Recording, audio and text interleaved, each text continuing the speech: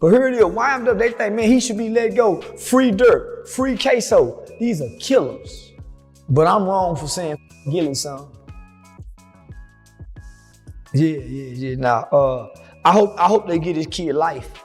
I hope he never gets out of prison. Jamie Demon's king, YNW Melly's mom, just dropped a statement saying Melly is coming home, and the internet completely lost control. People started reacting instantly, theories flying everywhere, timelines blowing up like something huge just went down overnight. Now we're about to break down what's really happening in Melly's case right now, and whether those two words actually mean what everyone thinks they mean, or if it's not that simple. The moment that shook everything, that right there came from a criminal lawyer reacting to Bortland's plea deal. Just months ago, this was a man sitting in that car, someone who knew every detail, someone who stayed quiet for years. And then suddenly, he switched up, he folded, and still, somehow, things didn't go the way people expected, which only made the whole situation even more confusing.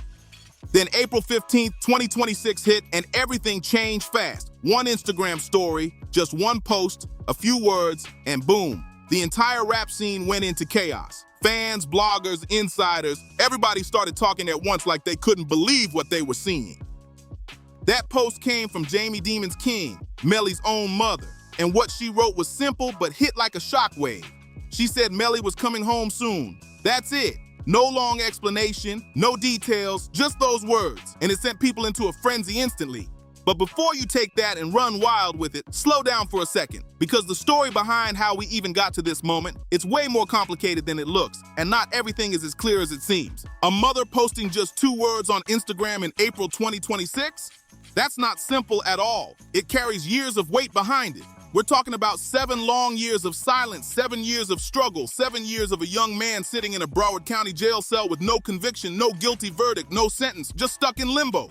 That kind of situation hits different, and those words don't land the same unless you really understand everything that led up to this moment.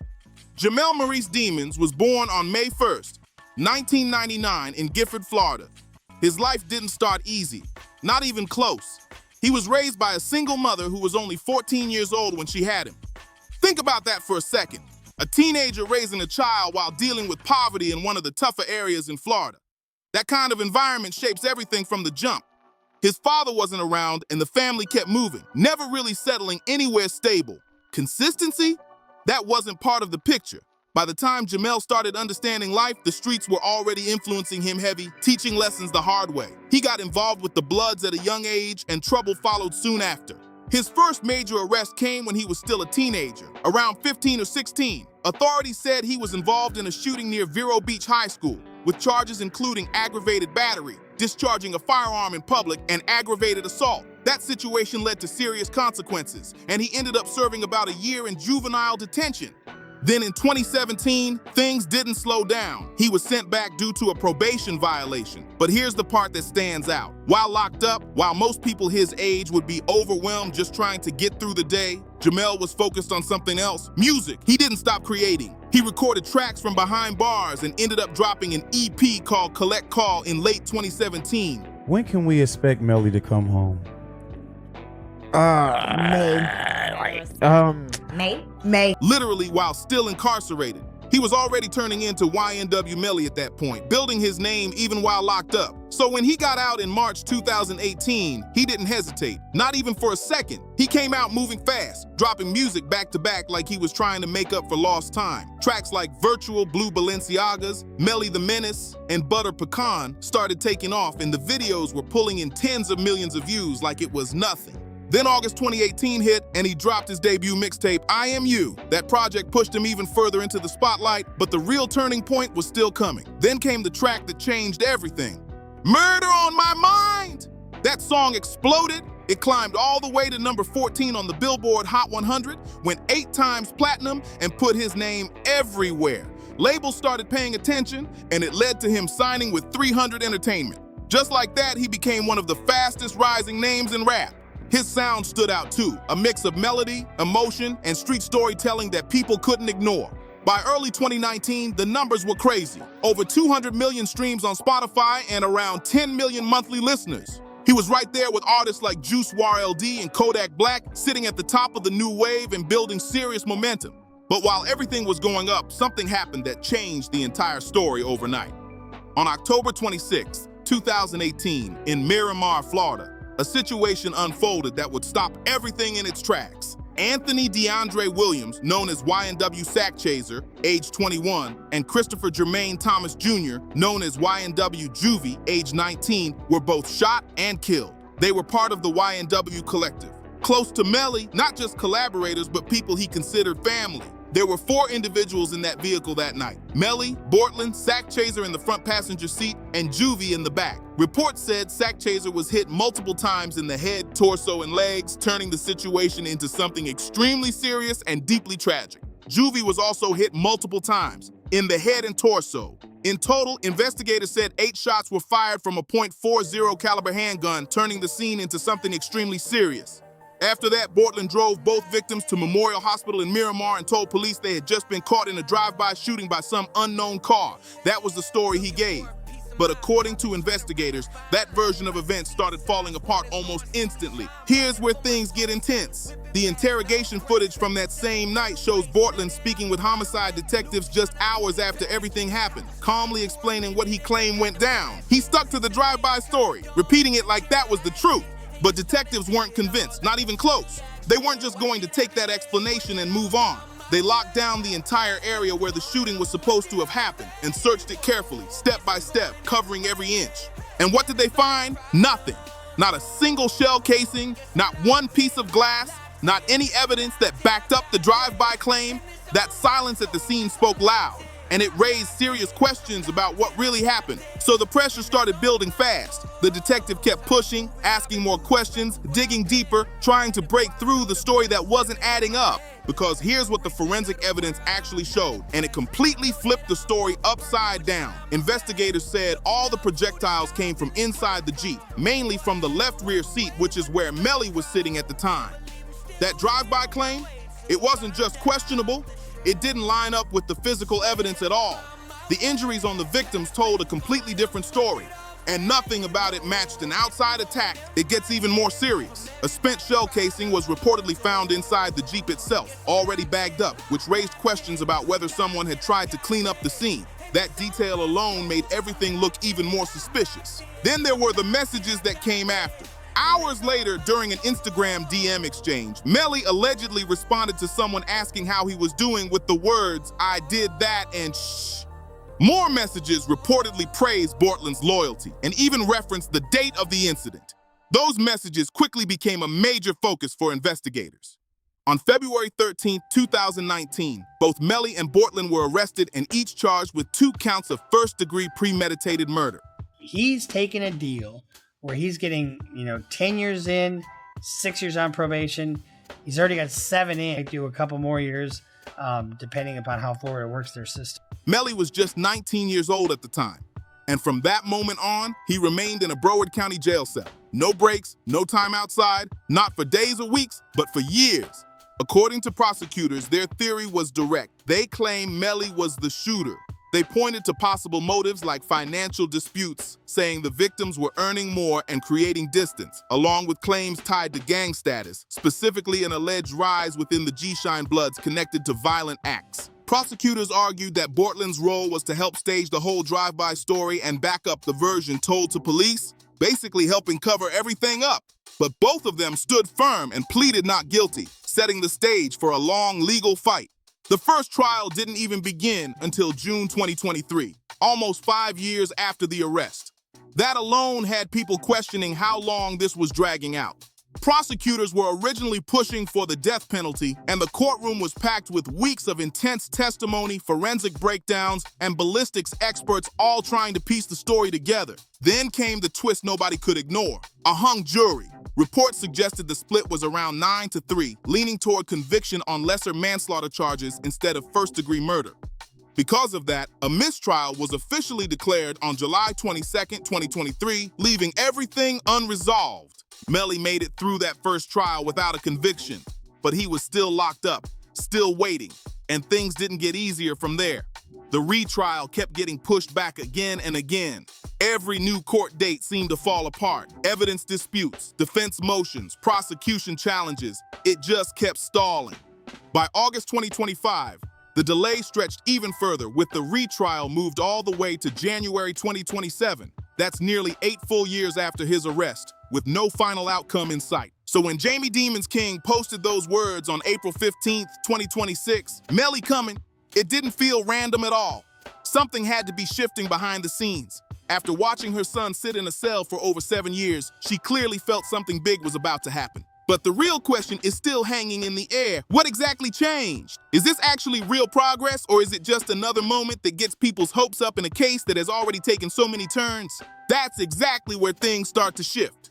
To understand why a single Instagram post from his mother could shake the internet like that, you have to look at what's been happening behind the scenes in this case over the past year. This isn't just emotion or people hoping for good news. There have been real legal developments, the kind that actually start opening doors. For the first time in years, something changed in Jamel Demon's case that made people stop and pay attention. Real movement, real cracks starting to show in a situation that once looked completely locked in. So let's go back to September 9th, 2025, because that date matters more than people realize. That was the day before Bortland's trial was supposed to begin, and nobody expected what happened next. Cortland Malik Henry, known as YNW Bortland, made a decision that shocked everyone who had been following this case closely. After standing firm for years, after facing the same serious charges as Melly, after refusing to switch up no matter how much pressure came his way, he suddenly took a deal. One day before trial, he changed direction completely, and that move sent waves through the entire case.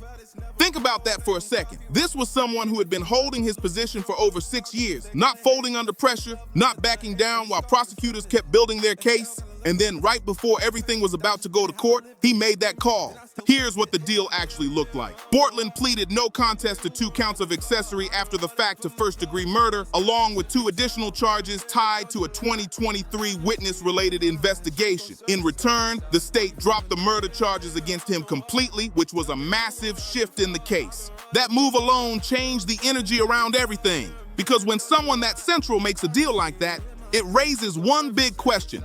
What does it mean for everyone else involved? He ended up getting sentenced to 10 years in prison, followed by 6 years of probation. But here's the part that really caught attention. He was given credit for over 2,400 days he had already served. That changed everything.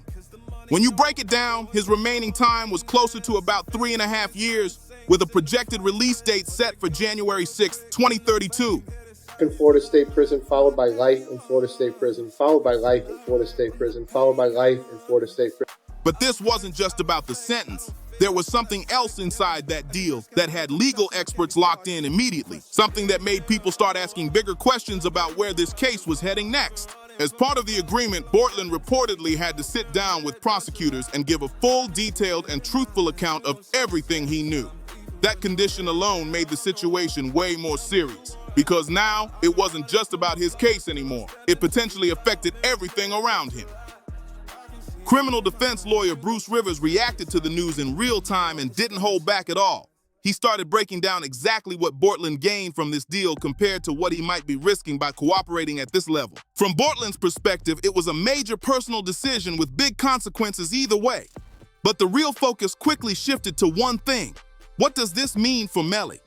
Rivers didn't hesitate to weigh in, and other legal analysts spent serious time dissecting every detail of the plea during live streams, even referring to it as a gonna plea while explaining how it could play out moving forward. Referencing the well-known Young Thug RICO case, the logic behind this was pretty direct.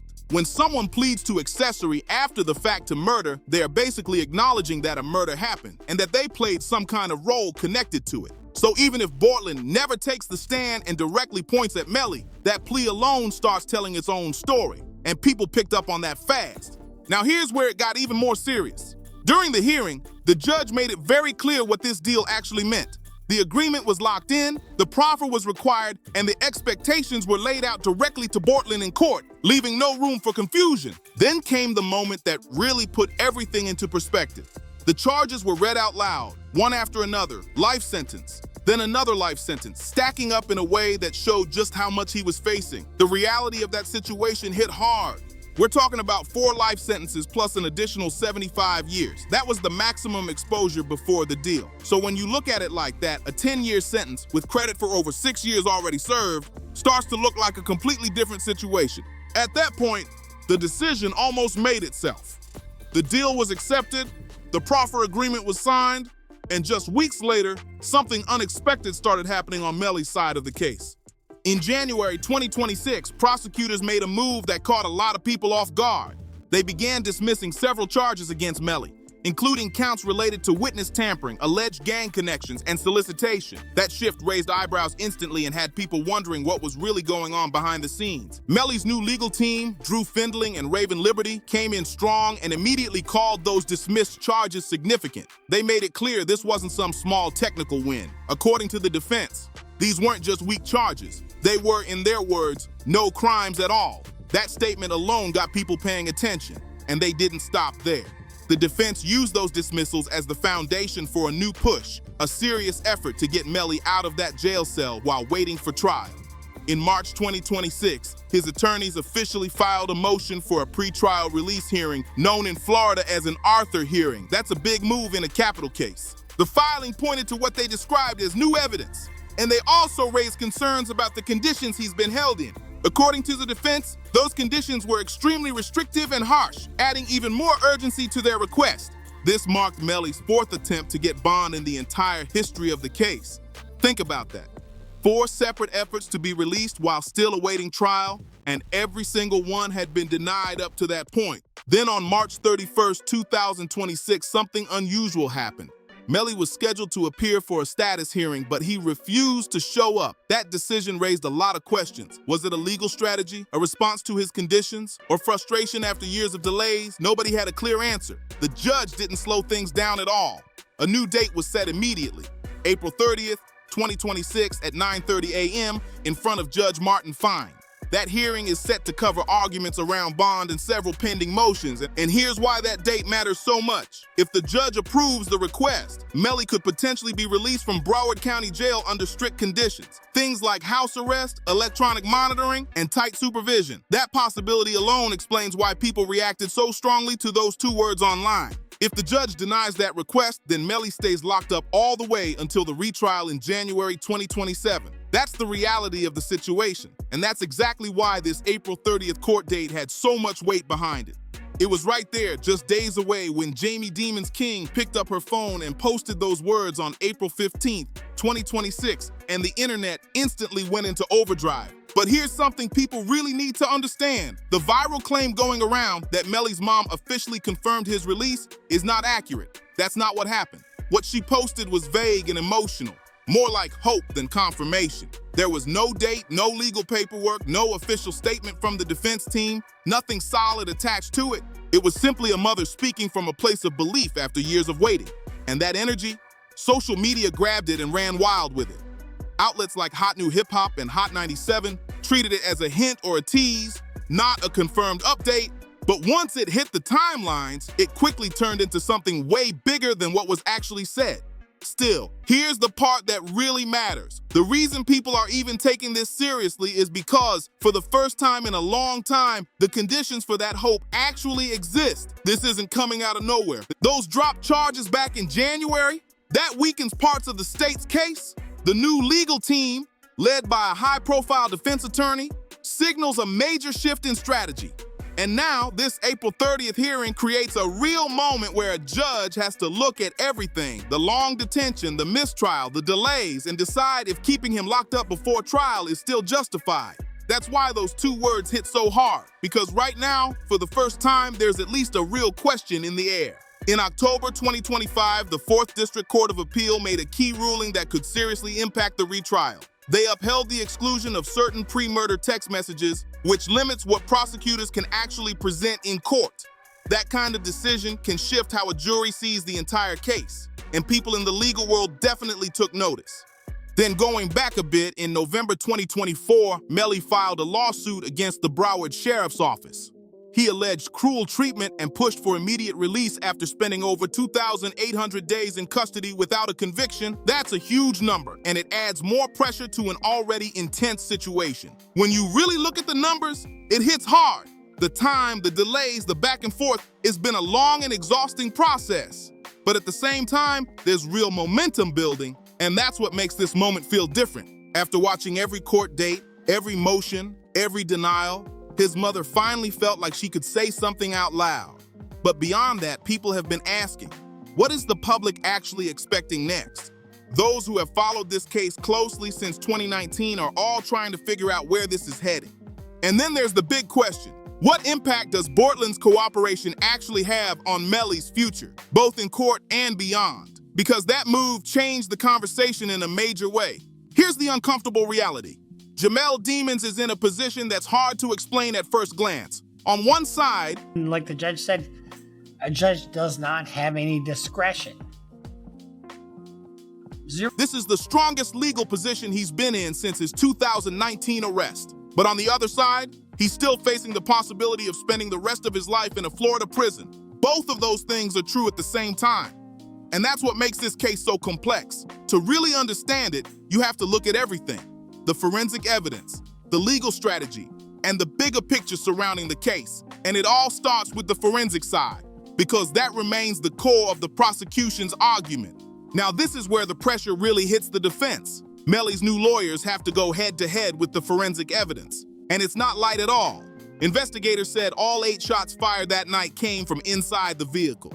The trajectory analysis pointed toward the shooter being in the same seat Melly was in, which is a major part of the prosecution's argument. It gets even more intense. A spent shell casing was reportedly found already bagged inside the Jeep, raising serious questions about what happened after the shooting. And one of the victims had stippling, those gunpowder burns that only show up when a weapon is fired at extremely close range. That kind of detail matters, because in a drive-by situation, that level of proximity just doesn't make sense physically. Even a defense attorney from the first trial team spoke openly about how strong parts of the state's evidence looked.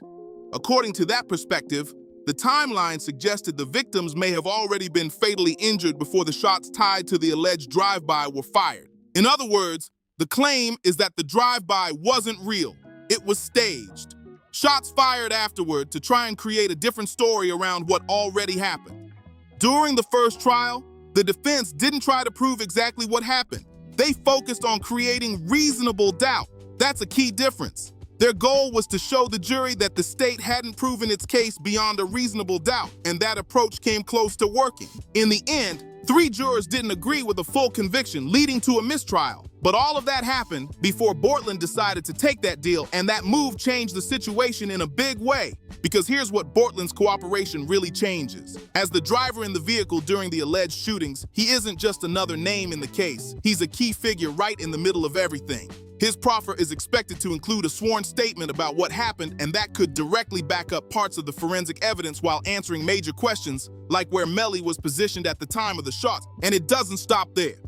Since Bortland's case is now resolved, double jeopardy applies, which means he can't be tried again for the same charges. Because of that, he can no longer rely on the Fifth Amendment to stay silent. That changes everything, because now he can be legally required to testify in the retrial. Attorney John Phillips, who represents one of the victims' families, broke down exactly what that means, and the implications are huge. Before this deal, Bortland could have taken the stand and said nothing, using his rights to avoid answering questions and effectively building a wall of silence around Melly. But now, that wall is gone. If called, he may have to speak, and whatever he says could carry serious weight in court. Still, there's one major piece that hasn't fully come together, and this is what a lot of Melly supporters keep pointing to. The question of motive has always been a challenge for the prosecution. Why would this even happen? That why has been one of the hardest parts of the case to clearly establish, and it still leaves room for debate as everything moves forward. So the big question still stands. Why would Melly, at the peak of his rising music career, even consider harming 2 of the people closest to him? That's the part that keeps people stuck, trying to make sense of it. Several theories have been floating around, but none of them have been fully proven. One claim suggested that Melly's girlfriend was receiving inappropriate messages from Zach Chaser, which some believed could have caused tension. There were also allegations of financial disputes, with reports saying the victims were earning more money and starting to distance themselves from the group. Then, there were rumors tied to gang status, with the theory that the incident was connected to advancement within the G-Shine Bloods. That idea added another layer, but again, nothing has been clearly confirmed in court. And that's what really matters here. None of these explanations were solid enough during the first trial to fully convince the jury. The lack of a clear and undeniable motive played a big role in why 3 jurors held out, ultimately leading to that mistrial. Even the lead defense attorney from the first trial acknowledged this balance. There was strength in parts of the state's case, but also clear limits. And that gap is exactly where doubt was able to exist. The defense hasn't revealed everything yet, and that's important to keep in mind.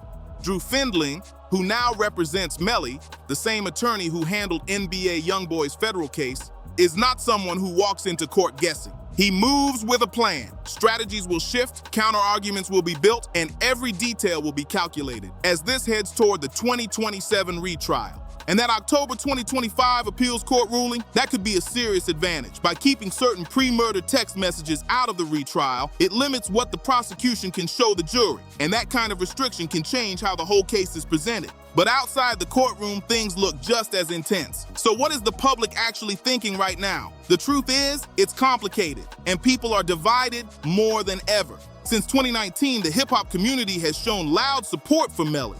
A lot of that comes from his music, his age at the time, his Florida roots, and the belief from some that the case has been pushed too aggressively. Hashtag Free Melly didn't just trend, it turned into a real movement with emotion behind it.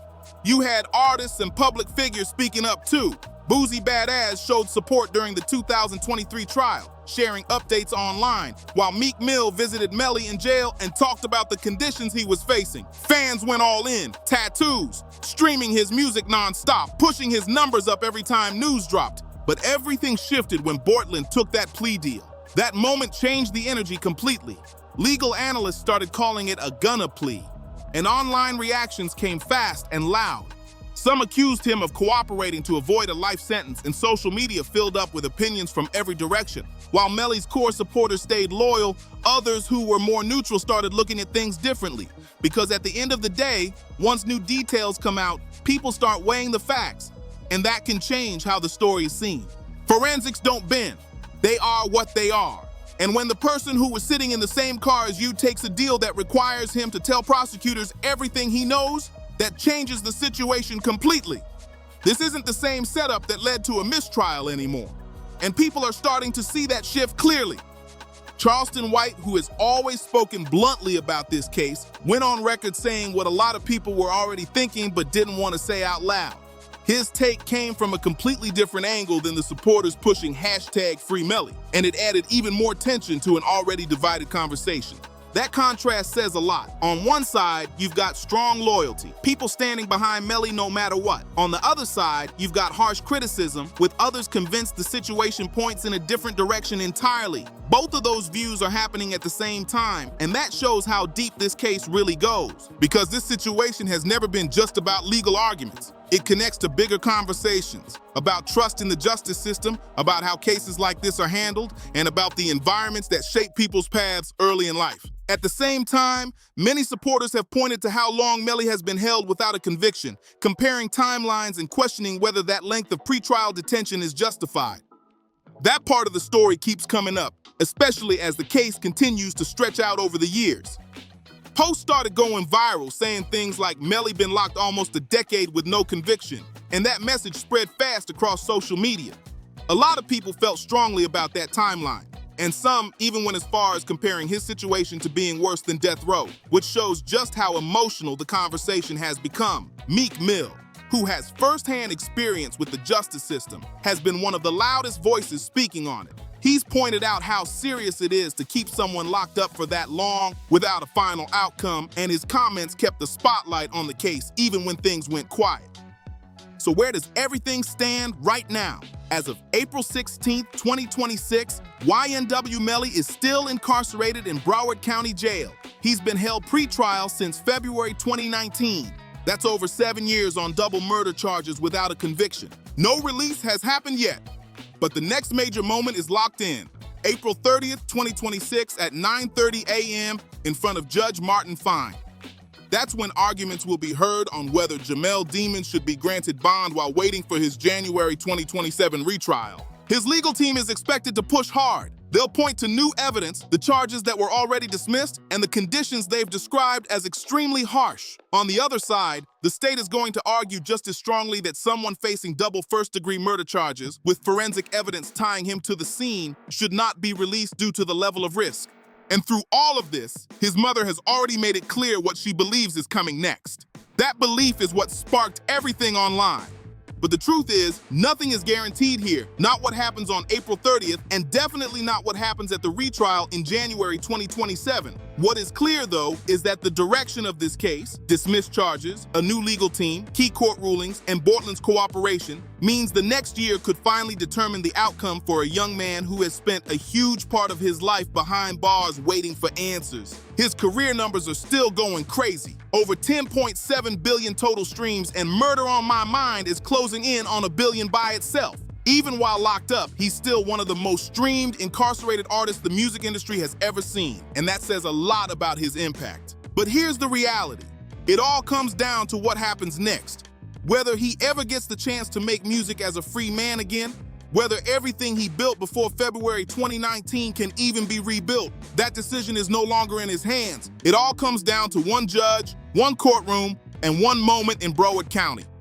A mother posted 2 words, the internet went into chaos, and now everything is hanging in the balance. Now it's a waiting game, and everybody's watching to see how this plays out next.